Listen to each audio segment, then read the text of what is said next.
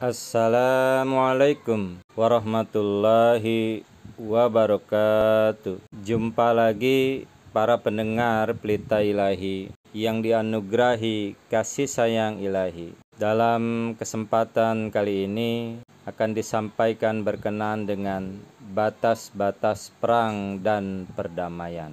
Banyak ayat-ayat Al-Quran mengandung ajaran-ajaran Islam mengenai masalah perang dan perdamaian. Menurut Islam, ayat-ayat tersebut mengatakan kepada kita dalam keadaan bagaimana ada hak untuk berperang dan apa saja batas-batas yang harus diperhatikan umat muslim ketika berperang. Namun ajaran Islam tidak hanya terbatas pada hukum-hukum yang telah ditetapkan dalam Al-Quran saja.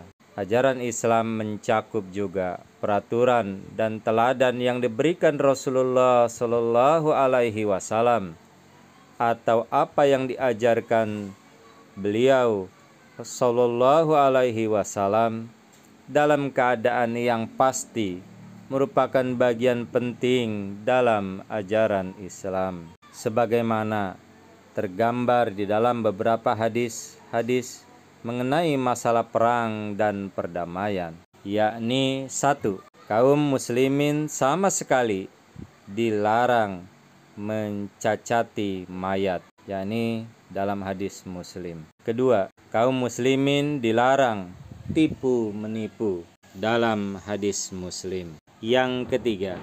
Tidak boleh membunuh anak-anak maupun wanita, hadis Muslim. Yang 4, pendeta, pejabat, dan petinggi keagamaan tidak boleh dicampur tangani, yaitu di dalam Tahawi. 5, orang tua dan lemah serta wanita dan anak-anak tidak boleh dibunuh. Kemungkinan damai harus selalu diperhatikan, hadis Abu Dawud. 6, jika kaum muslimin masuk ke daerah musuh, mereka tidak boleh berlaku sewenang-wenang terhadap penduduk setempat. Mereka tidak boleh mengizinkan perlakuan tidak baik terhadap rakyat jelata, dalam hadis Muslim. 7, bala tentara muslim tidak diperkenankan berkemah di suatu tempat yang bisa menyebabkan timbul rasa gelisah pada khalayak umum. Apabila tentara itu bergerak, hendaknya berhati-hati agar jangan membendung jalan atau menyebabkan keresahan pada pemakai jalan lainnya. 8, mencacati muka orang tidak diperkenankan, hadis Bukhari dan Muslim. 9, kerusakan dan kerugian yang ditimpakan kepada musuh harus ditekan sampai sekecil-kecilnya, hadis Abu Dawud. 10, jika tawanan perang ada dalam penjagaan, keluarga dekatnya harus ditempatkan bersama-sama, hadis Abu Dawud. 11, tawanan hendaknya hidup nyaman. Umat muslim harus lebih memperhatikan kenyamanan tawanan mereka daripada kenyamanan diri mereka sendiri, hadis Tirmizi. 12, duta atau delegasi dari negara atau negeri lain harus dihormati. Kesalahan atau kekurangan tata krama mereka harus ditenggang, hadis Abu Dawud. 13, jika orang muslim bersalah memperlakukan tawanan perang secara buruk, penebusannya adalah dengan cara membebaskan tawanan itu tanpa memungut uang tebusan.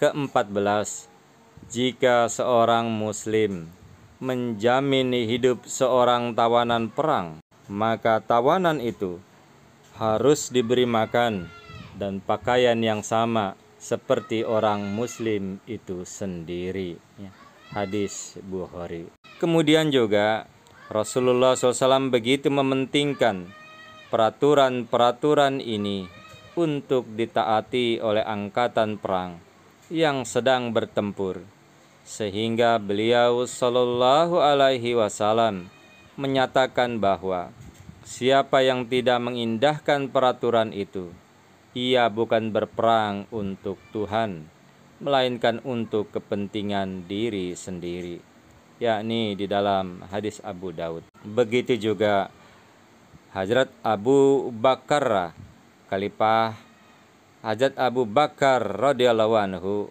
khalifah pertama dalam Islam, menambahkan pada peraturan Rasulullah Shallallahu Alaihi Wasallam tersebut dengan beberapa peraturan beliau sendiri.